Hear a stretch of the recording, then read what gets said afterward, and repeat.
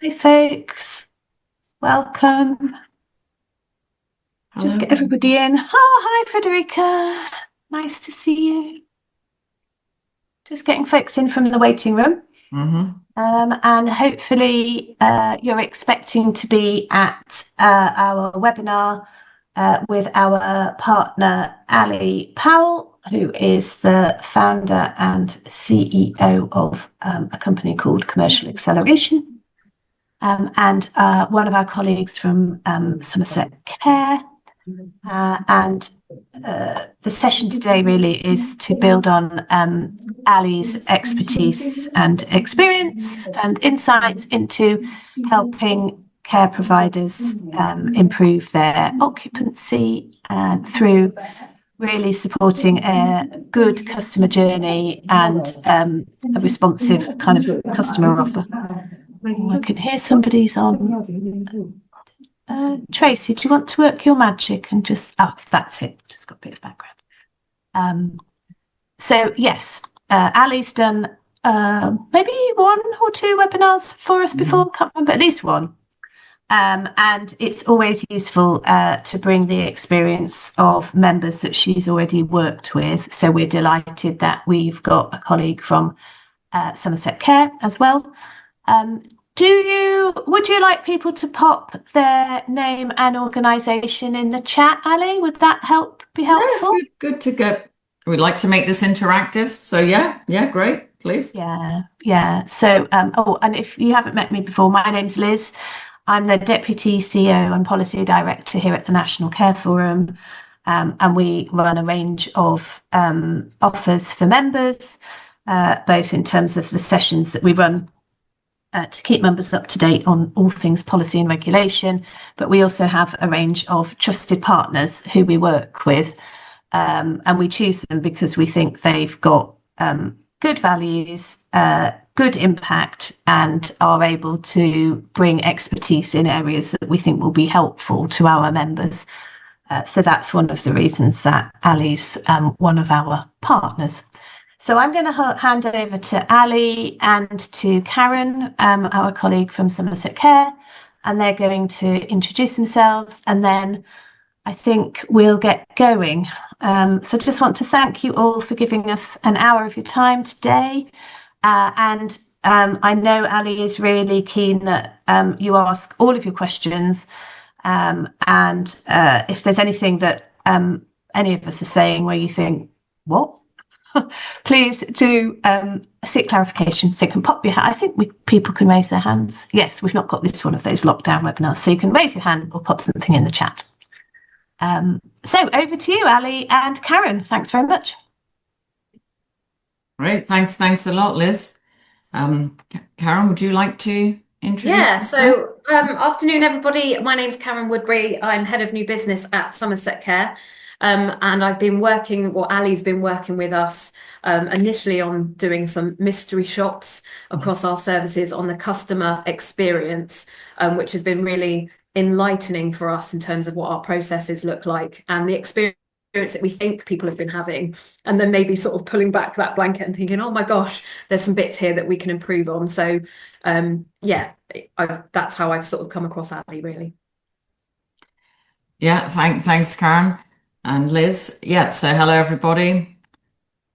Lovely to be doing today's session with you. So yeah, I run consultancy called Commercial Acceleration. So I'm very passionate about improving the customer experience, and I help operators to sort of optimize sales and marketing, which will accelerate occupancy and shift the mix of the private paying residents.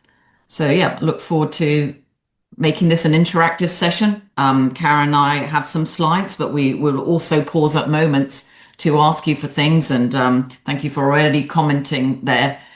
We will ask you some things and ask you to put comments in there, and ourselves, along with Liz and Tracy, will sort of make this interactive.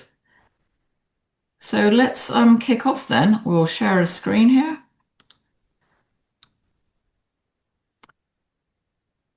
Okay, so let's commence the webinar.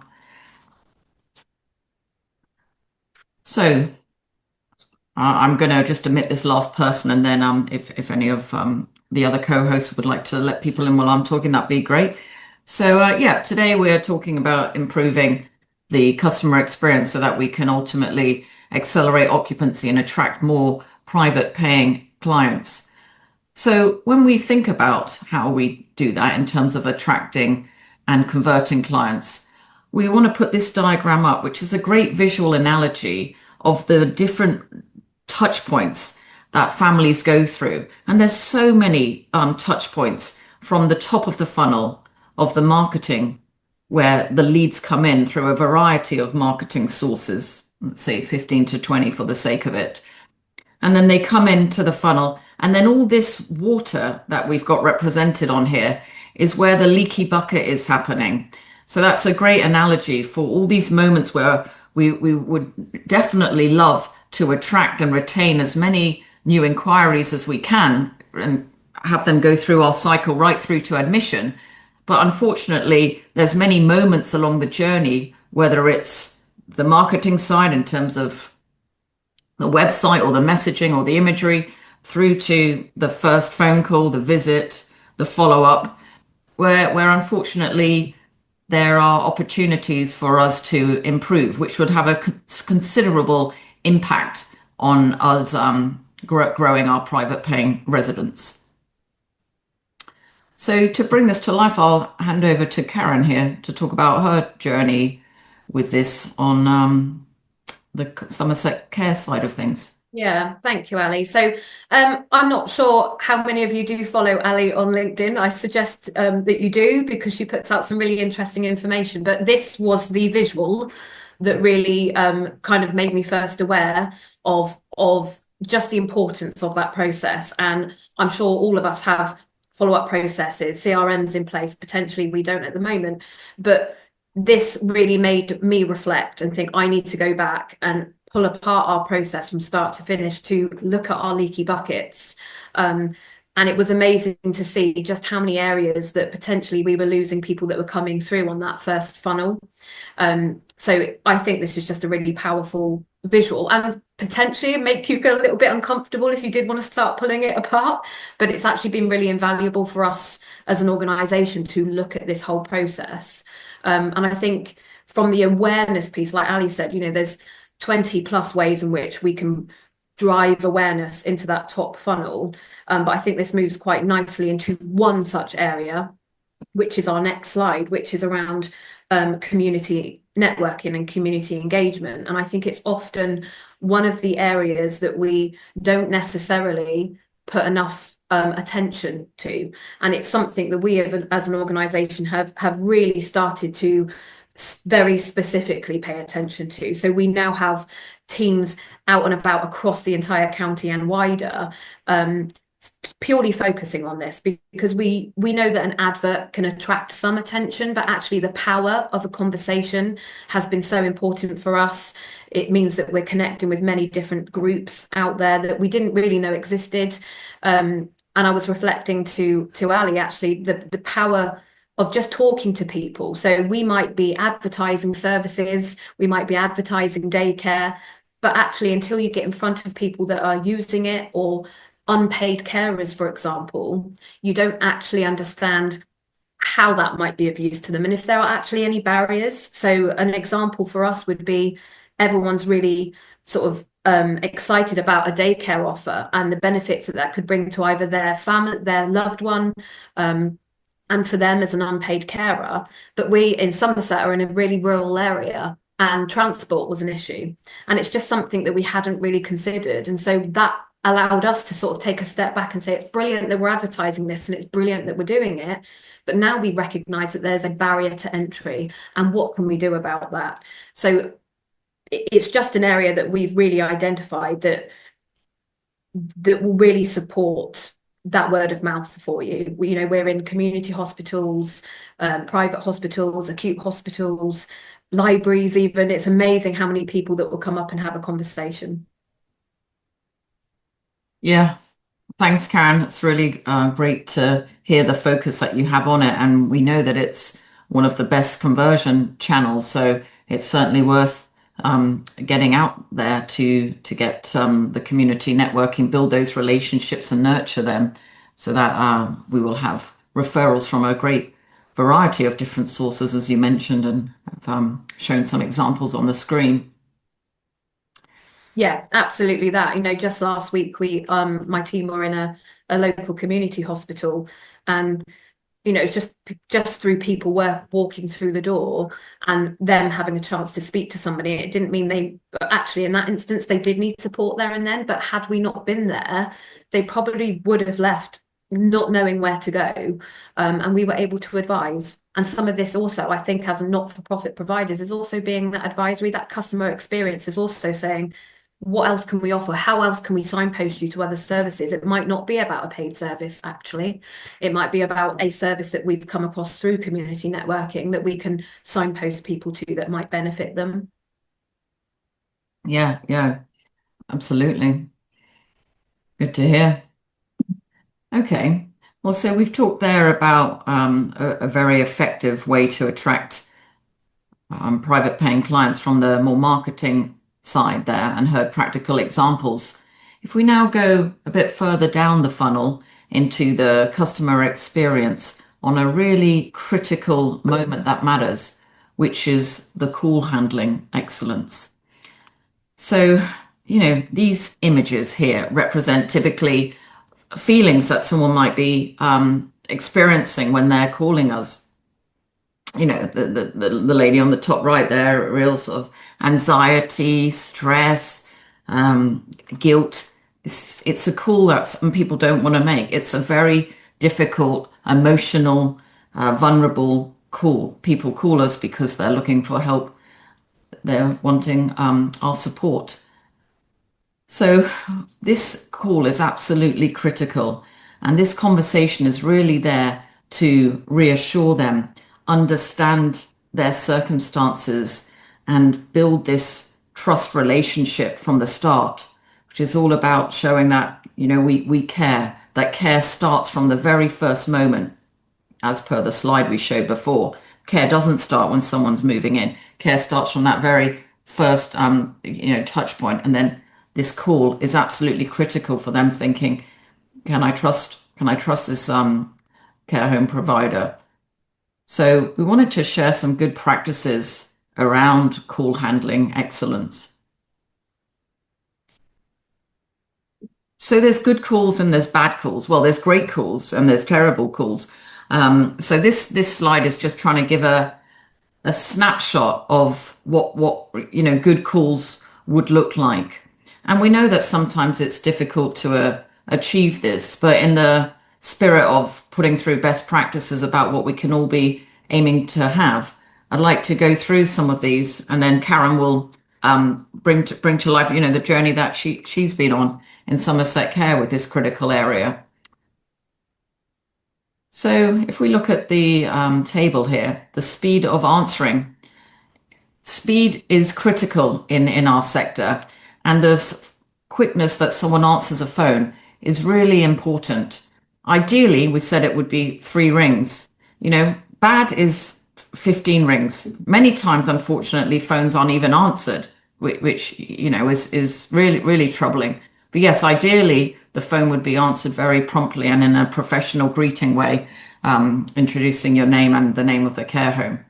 Then second, we go on to the environment. It's a very difficult call someone's making, and ideally they would have a nice, conducive, quiet environment so that you could really hear someone, so they feel like you've got their full attention and you're present.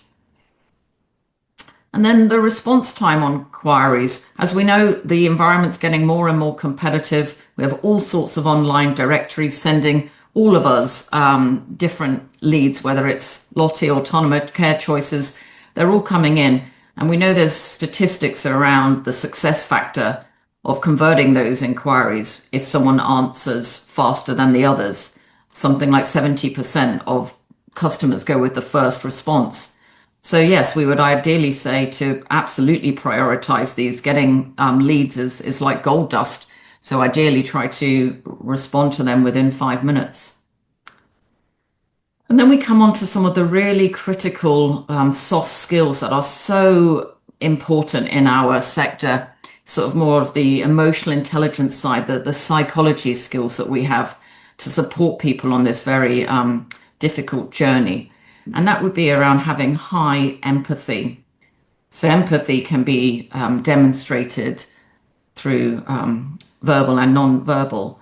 And, in some of our training, we go through that, ways to make people feel that they're seen, valued and heard, because connection is the biggest superpower that we could have on that first call.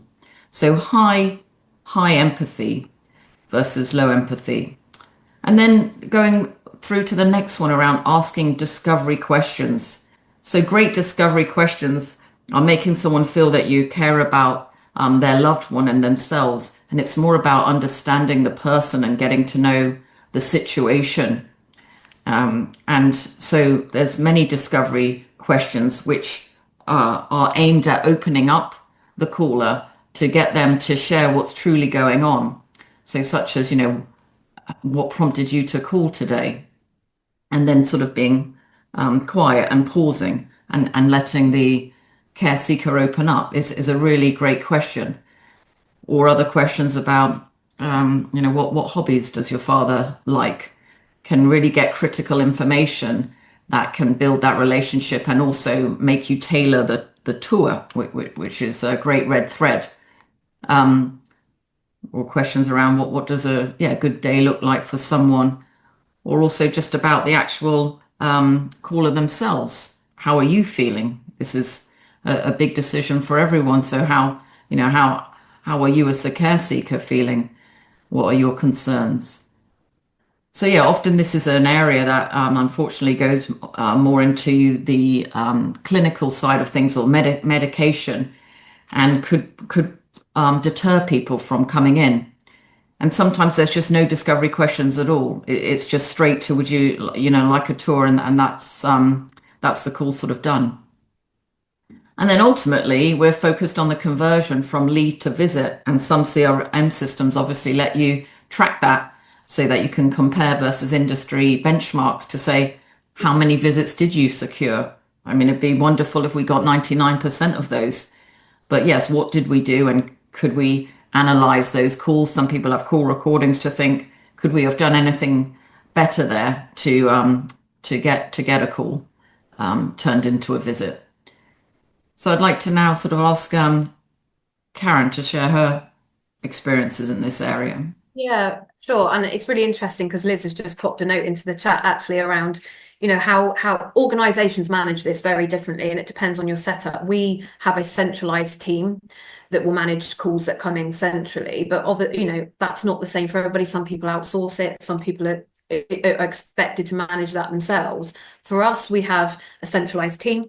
Part of the mystery shop exercise with Ali was that actually this was a mystery shop from the point of contact, so a phone call.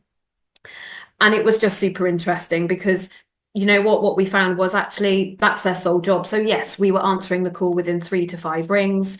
Everyone was polite, everyone was really friendly. But actually what we did find was we did lead quite heavily into like clinical questions rather than actually just how are you feeling? And actually that's really normal. How can we help you?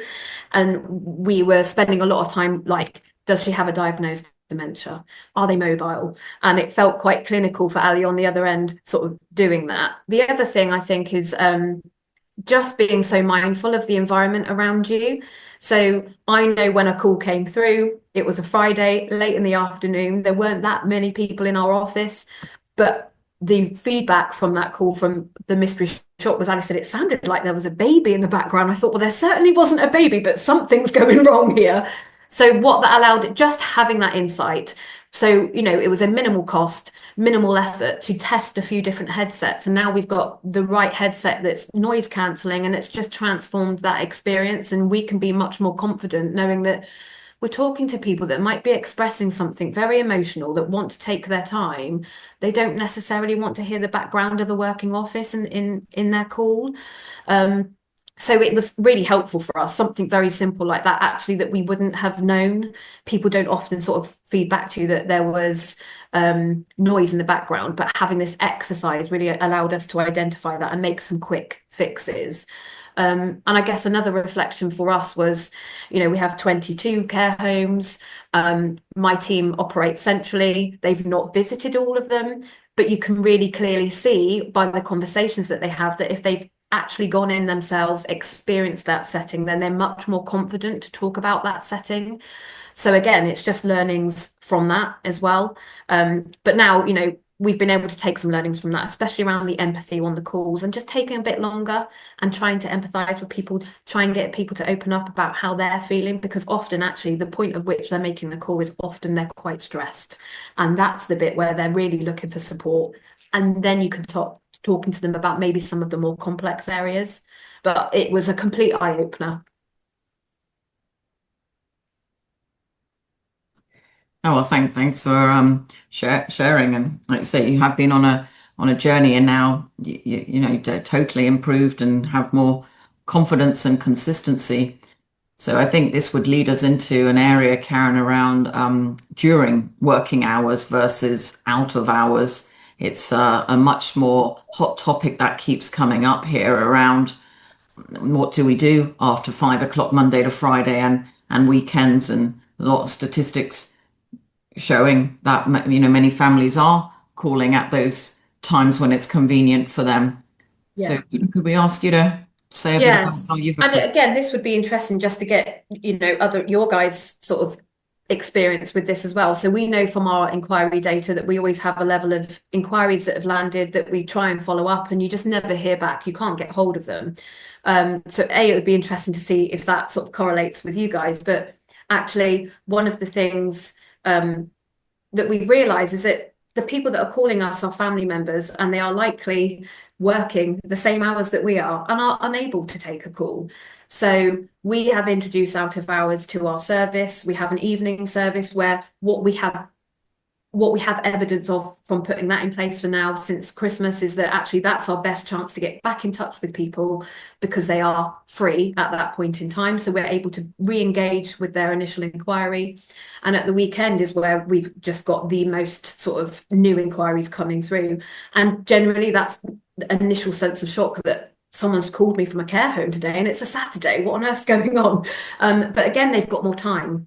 And it might often be that they are with their loved one at that point in time. So, we've had web chats on our website before, and I think they're really, really useful.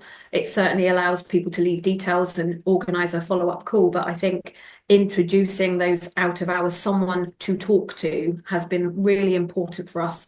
And we probably, again, without looking at that funnel at the start and looking at where those leaky buckets are, we probably wouldn't have got to that place without really pulling that apart and identifying it. But we didn't have that before, and it's something that we've sort of newly introduced. And again, it would just be interesting now or at the end just to hear how you guys manage that, and if that's something that you've always been doing or if it's something that you're looking at now. Yeah, well, why don't we open it up a bit here? It'd be great to hear from some. Maybe some people would want to talk, or please put in the chat about that question about do you have a process for dealing with out of hours inquiries? Please I let was us know. just going to ask that. I was also looking at Frederica's point about crisis, and crisis often happens in the most inconvenient times, Yes. doesn't it, Frederica? I do think it is so I think it's really difficult, isn't it? Because unless you're a bigger organisation, it's you have to spend some time working out who you're expecting to respond to those kind of initial inquiries. And I know some of our larger members are able to kind of provide some central resource to support that. But obviously not everybody's big enough to do that. So it probably means that queries are going direct to individual services, so individual care homes in this case, mostly. Oh, okay. Although somebody does use an app. Do you want to tell us a bit more about that? Hang on. Who's A? Jennings? Don't know what your first name is. that's quite useful. Do you want to just pop on and where have you gone? Hi. Oh yeah, there you are. Hiya. Hello. So we use a company called Connect Studios. They pick up the calls for us even in the daytime as well because we have a customer service team, but if they can't always get to the call for whatever reason, sickness, holiday, they then pick it up after a certain number of rings. But outside of office hours, they collect them at night time and things like that, and they put them on our tracker system. Okay, I was And going to then we say, what usually pick happens them up when the they've next taken them? morning. So then you get a list of people that you need to ring back, do you? Yeah. And Yeah. do they take any sort of, what level of information do they take? They try and take contact information. Sometimes they don't want to give a phone number, so they'll take an email address or vice versa. They'll take a name of the person who's inquiring, and most of the time, the person who they're inquiring on behalf of. Some basic information as to what they're looking for generally. And sometimes they'll even book them in for a show round. Oh, But we right, are okay. finding sometimes that can be a bit of an issue within some of our homes because they don't actually have time when that's been booked in because they can't see the diaries of people. Yeah. So Again, that's Yeah. that's becoming another a little familiar bit of an thing, issue isn't at the it? minute.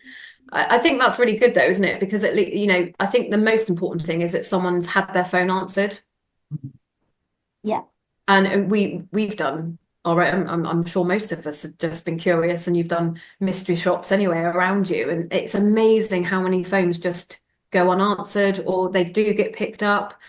That person might not know the information, so they ask you to call back, and you think, but Yeah. I've called you as an inquiry. Maybe you should sort of maybe call me back. It's amazing how different the experiences can be. But I do agree with Liz. I think if you haven't got the ability to set something up centrally or be able to have that back end support, it is about then figuring out in that specific service, in that specific home, who is doing that. And I think one of the things that we've identified is that actually everyone's really busy and they might be really good at their job that they're doing that day, which is brilliant because that's why we're all here. But they might lack confidence in being able to talk about the price of a room or, what the onboarding process looks like. So again, it is sort of lifting up that cover and saying, how deep do we have to go to make sure that actually at every level someone is capable of answering the phone with confidence. When the company have got those, they've picked up all that information, where does it, is there a team that, does it then go to your customer service team for people to call back? Yeah, so it either because we have a system called Found, so the homes and the customer service team both have access to that. So it gets assigned as a task to them. So it can either be the customer service team that picked that up, or it can be the home, depending on which home it is and their capacity level at the time, as to whether the manager might be on holiday. So the customer service team will pick it up, and vice versa. So Okay. it's just So whichever gets to it first. and do you feel that that's It's a teething issue at the I was moment. going to say, how do you, yeah, is it solving the leaky bucket problem, I guess, at that stage of the inquiry? We never used to have that system, and we found that a lot of our inquiries were getting lost because we didn't have that system. So it has helped plug the hole somewhat. It's more just smoothing out the teething issues as to who's responsible for what and when, I think at the Yeah, minute. But we are currently working on trying to fix that. So. yeah, I can understand that. I mean, I'm just reflecting on that ringing out. So my mum lives in a care home, which is 5 minutes walk down the road from me.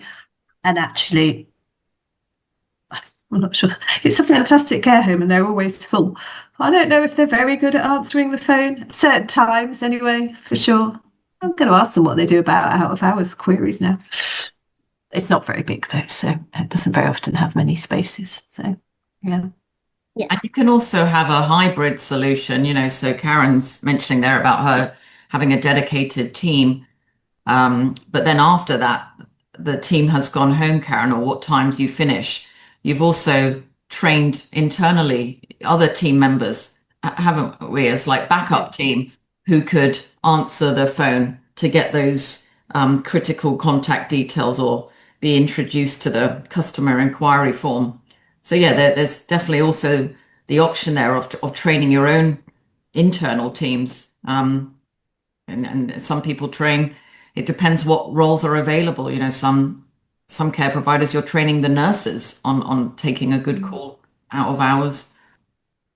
Yeah. Yeah, I think that's been a really important step, and we're certainly going through that process. I just don't think this process ever ends, really. I think it's constantly Yeah. keeping an eye on it, and Mm. the amount of times where you've heard direct that it should be that people are walking direct. They shouldn't have to book an appointment, actually, and actually people are told, actually, just rock up and go to a home. You don't have to book an appointment. Go be a walk-in. And they get managed, but what gets missed at the end is actually any contact details to follow them up. So there's an excitement that there's been a level of walk-in interest to that service, but then you've got no details to follow up because there just isn't a process that's put in place to follow it up. So again, it's just another leaky bucket, isn't it? But I think there's just so much in this. We did sort of reflect the other day that we could talk all day about this, and I'm sure all of you could as well. Yeah, yeah. I guess it's the challenge, I mean, that's why the role of the manager and the kind of senior team in the care setting is it's such a big job, isn't it? We're expecting people to do have lots of different hats. So as well as running a great service, we also want them to be good marketeers, good customer service people, good at the money, good at the strategic planning, good at recruitment, good at leadership. It's a lot, isn't it? It's a lot. So I guess things that we can do that can make that easier for people, and have more systems and processes mean that it will be more efficient. It will save people time and confusion, I'm guessing. I mean, it's a challenge, isn't it? And also, I mean, I don't know if this is something that you're experiencing, Ali, but people do their research. So, notwithstanding Frederica's point about crisis, if people have got some time to do their research in advance, people will do that, won't they? They'll look at what they think might be a suitable setting for their loved one. Do you think people are doing any more research, Ali, or do you think they're doing it differently? Or, does it take a few goes of contact? Yeah, I think more people are doing more research. So yeah, I think that's the part about the marketing part up front being really optimized because people are doing more research. So it's how are you showing up? So there's new channels that we are trying to conquer now, such as AI. That's a whole webinar in itself. But Karen and I were talking about that the other day. How you show up in top rankings for best care home in Taunton, whether you're on ChatGPT or Claude or AI Gemini, that's a whole thing, in itself, and how you then try to influence and understand the channels like reviews and other sources that are feeding in to how people are researching. That's really, really key. And there was someone who just made a comment there about people also being a bit more impatient these days and wanting instant replies. So yeah, I think the consumer demand, as we look at other industries as well, it's how do we respond to that behavior that people do want answers now. So yeah, sometimes I put an inquiry in the other day into an online directory, and there was three care home operators shortlisted, and I was quite amazed that two actually called me on a Saturday afternoon, and that was brilliant. Out of three, the other one, called up Monday. But I think that's showing you the competitiveness of how everybody's getting faster and more on this, that they're knowing I don't want to lose that. And from a customer, the time is ticking from that initial call. It's not from Monday at 9 when everyone else's working hours starts.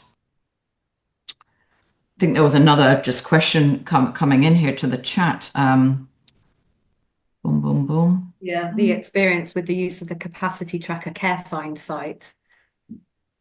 Yeah, so we are on that we are on that. I don't think we've actually had anything.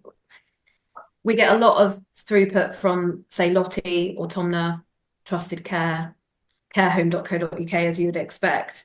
Not so much from that site, but again, I would be quite interested for if other people have had any success with that as well. I don't think we get much traffic from there. I just wonder, because it's been so heavily marketed by Capacity Tracker, isn't it? And so, and so we got all our homes on it. I think we maybe had one inquiry or something across 12 homes from it. But no, I was just wondering whether there's something we can be smarter at with that particular site, given that we all report on Capacity Tracker. Yeah. Good. I would agree with that, actually. I feel like there is something there, and maybe as providers, we maybe need to feedback and maybe think about how we can get better traction on it, because we've certainly, you put a lot of effort into putting those profiles on, don't you? And they want a lot of information. You want it to be the best that it can be. But again, how are people finding that site in order to even search in the first place? Because it's often carehome.co.uk that will come up first as any search site, as you'd expect. But there's just so many. There's so many, aren't there, that we've got to be aware of, and all of them cost money. Yeah. It's choosing the right ones that work for you. Yeah. An interesting question about CareFind, because that's why they set it up, because it doesn't cost money. Yes. And having had endless conversations with them about it before they started, we said to them, it would be great if you could make this as a free alternative to lots of the platforms that charge us very variable amounts of money, but generally quite big amounts of money. I mean, carehome.co.uk are very cagey about telling you their pricing structures, aren't they? It's how good your haggling is, I think, from what I can tell. But if we think that there is something that the CareFind people could do, which would get them to the top of the list, perhaps we need to combine them with some AI searching, Ali, and say, this is how we need to get CareFind to disrupt the market. And I guess the other thing is, and I had this experience when I was looking for a friend of mine.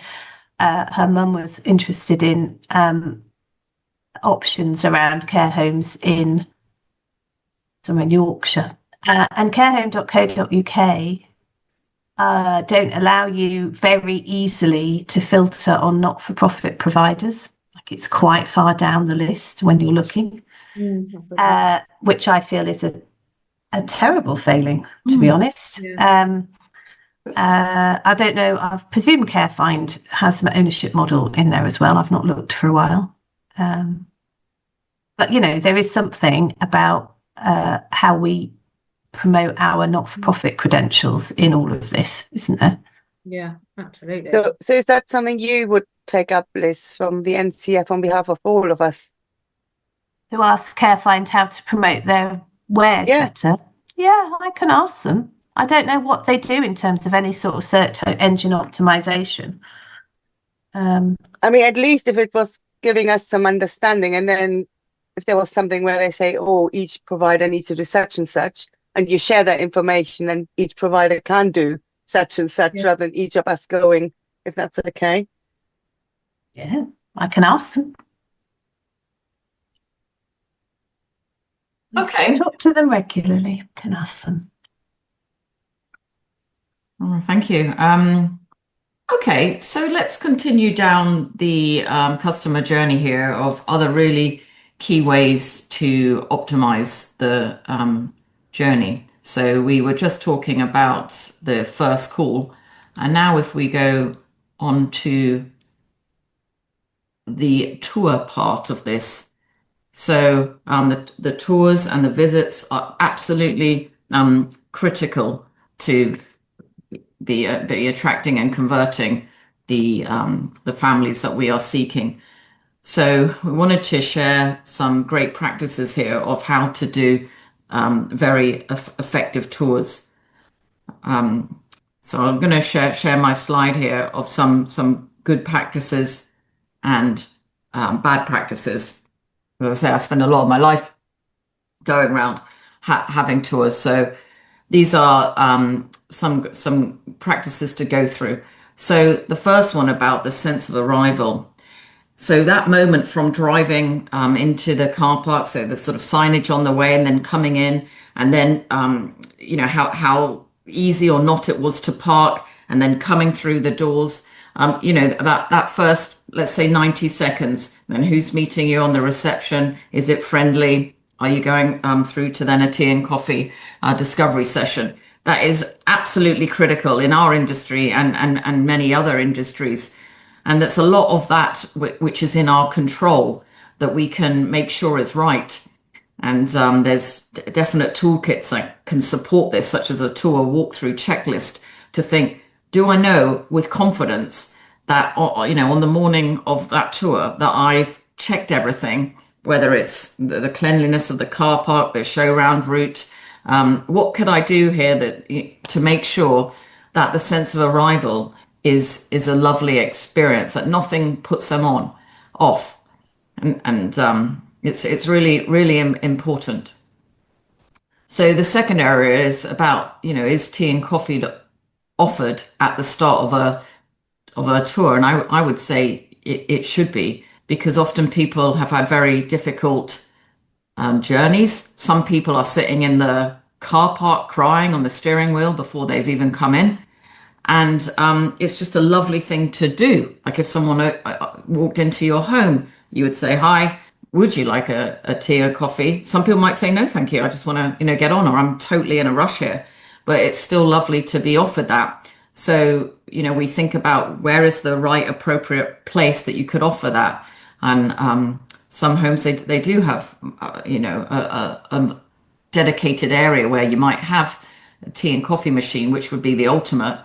But many others, we just look at where could you have a bit of a quiet space that you would be able to have that discovery conversation, which builds into what we're saying about the call, where you can build on that situation and understanding their loved one's situation, about what's the situation, what are the needs, the motivations, the concerns here, and then using that information to think, how do I tailor the tour then to respond to what I've learnt.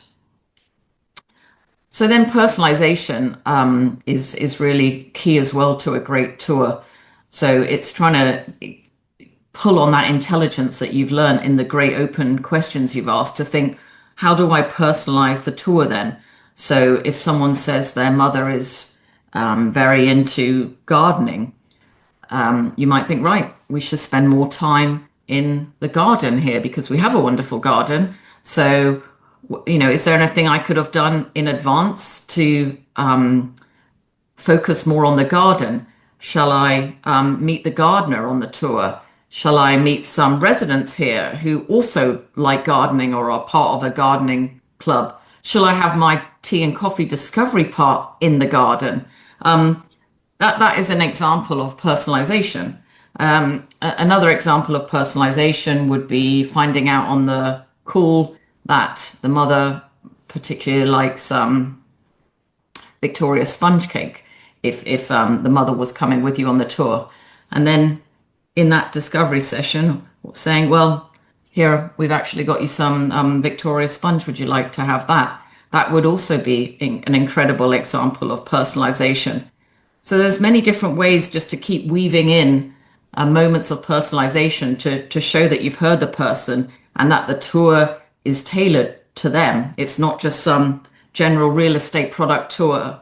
It's not at all about the product. It's really about the person and just this deep connection that we keep focusing on for the whole webinar about how do I make it more personalized so they know it's about their human. It's not about the fancy facilities. It's not about 6-star luxury. It's more about who are the people doing the tour. How do we connect with them?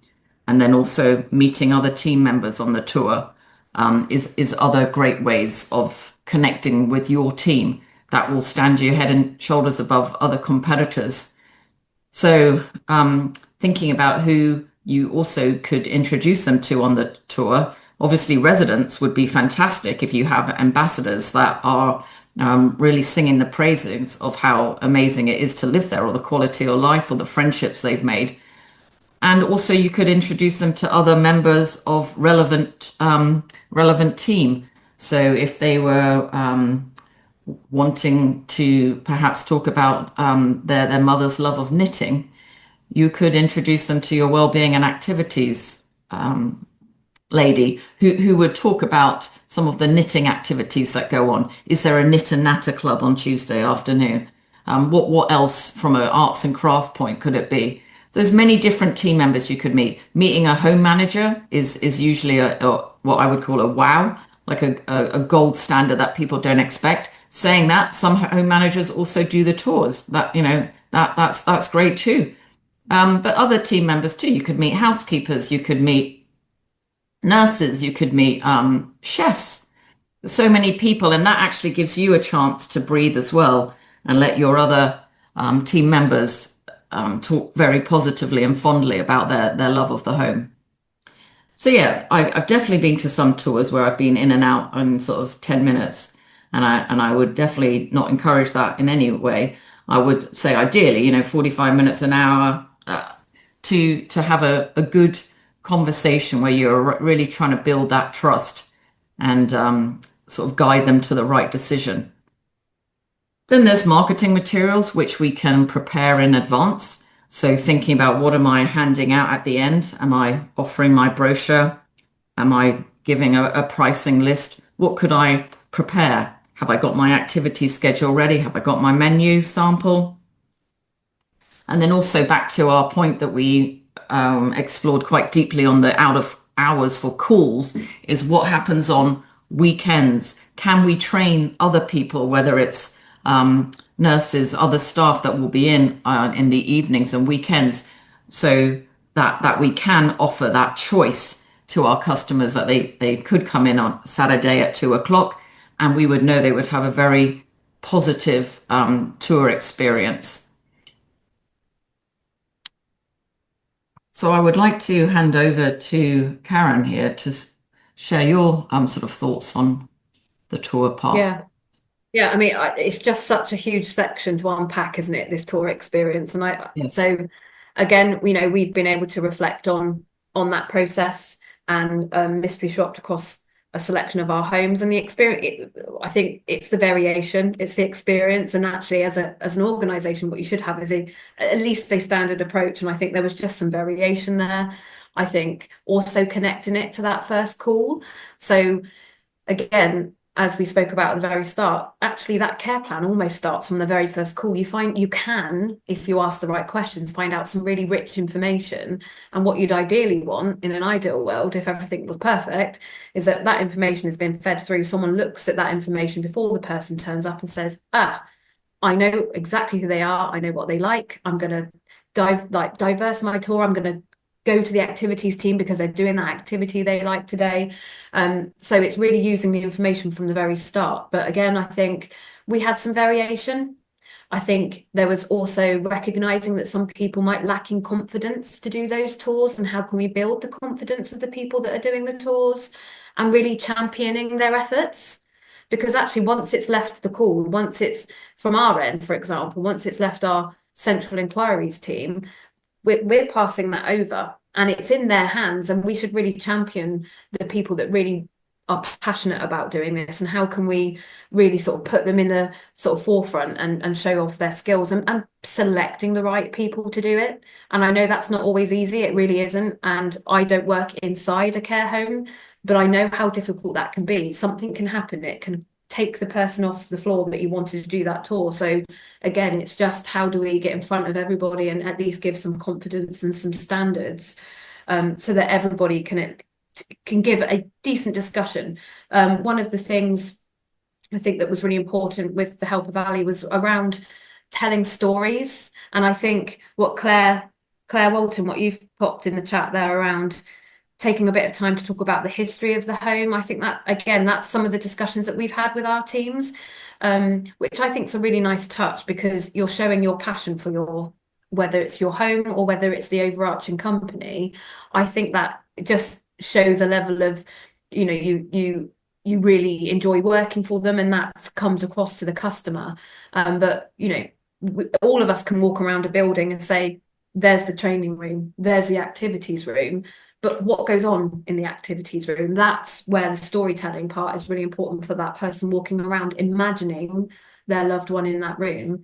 We had a call yesterday and I said, what does mum really like? So when we show her around, what can we do to help? And she said, oh, she loves watching music on the TV. And I was like, we did a silent disco in that home a couple of weeks ago, and I didn't make it up, that's absolutely true, but it's just having those things in mind and making people think about some of the great stuff they've done in their own home to talk about with that person on the tour. It's just a huge part once you start unpacking it, isn't it? Yeah, absolutely. With everything you say, the power of storytelling, bringing the spaces to life. So it's not just about the features of here, here is this fact. It's, as Karen says, what happens in this room? How do people spend their time, and how do I relate it to what they said? So, Karen's example there of likes watching, did you say music on a TV? Yeah. TV. So some homes have cinema rooms, some don't, or you can improvise as well, but you could think, well, how could I achieve that to personalize the tour as well? Could I have some music on a TV playing when they walk in, or other things like record players or gramophones and music as they walk through a lounge as well. Yes, so brilliant. Also, I'm very interested, Claire, in the rooftop garden. I'd like to go. Yeah. Okay, so then we come to the follow-up part, which is post the tour. So you've had a great visit, hopefully, and then we would like to then do the follow-up to try to convert them into an admission. However, unfortunately, this is a part that is often a huge leaky bucket. If we have the leaking and dripping coming off, this is a big area, unfortunately, where we don't have a follow-up, or there's just one touch point follow-up. We just wanted to ask a poll here, if you wouldn't mind putting an answer in the chat or shouting. Do you think the percentage of people who don't follow up is just small, actually, 20-30%, 30 to 50% for answer B, or it's C, over half of people don't follow up? Please let us know your thoughts.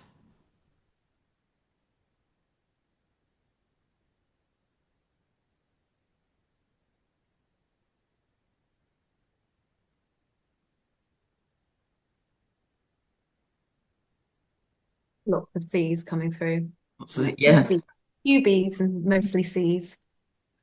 Yes, it's definitely C's. So we're always tracking this, and yeah, it is a shame that just many times it's sort of just nothing. Whereas people have come to us for a need, and I think it's just great customer service to be able to follow up. And so an area we consider is, well, what is the right rhythm of follow up? And some people have more free flow how they do this. And some have more structured processes supported by some, sophisticated CRM systems. So, some guidance could be that you call someone the day after to thank them for the tour, and you personalize that by saying something nice that you learnt about them.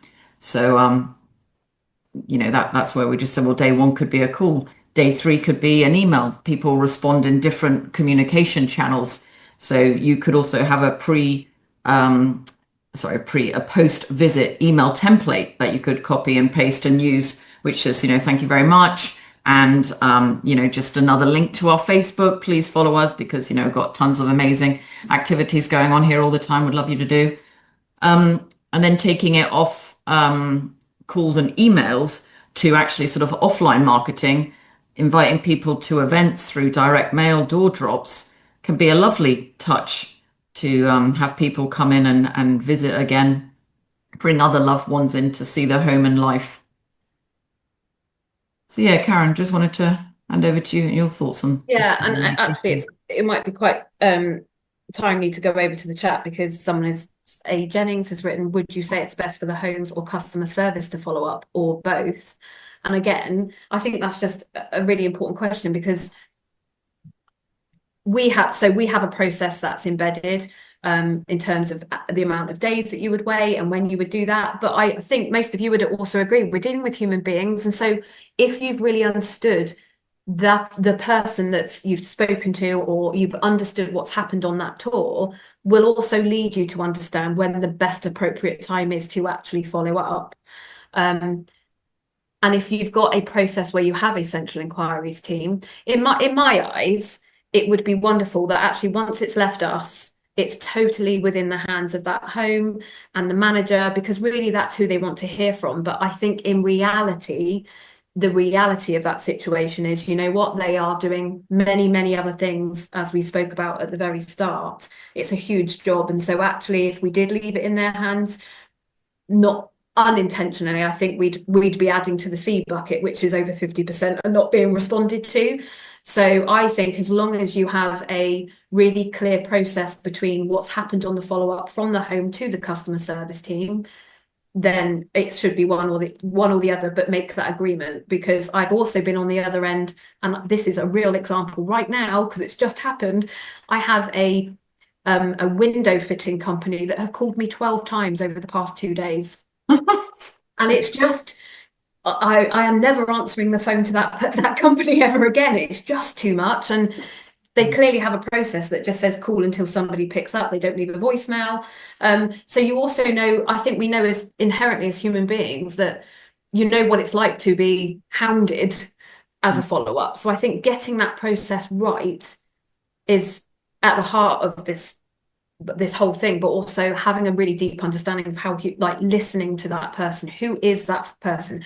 Who is that family? Will lead you to also saying some of this is using sort of my knowledge really and saying my process says I should follow up in 5 days, but they were desperate. So I know that's an early morning call tomorrow.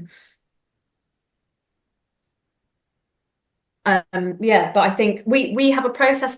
You know what, we're all human. I can't claim to be that we get that right every single time, but that's certainly the mission. Yeah, I'd be interested to see what other people's processes are for follow-ups and how it gets managed, and if you're confident that that's being done all the time.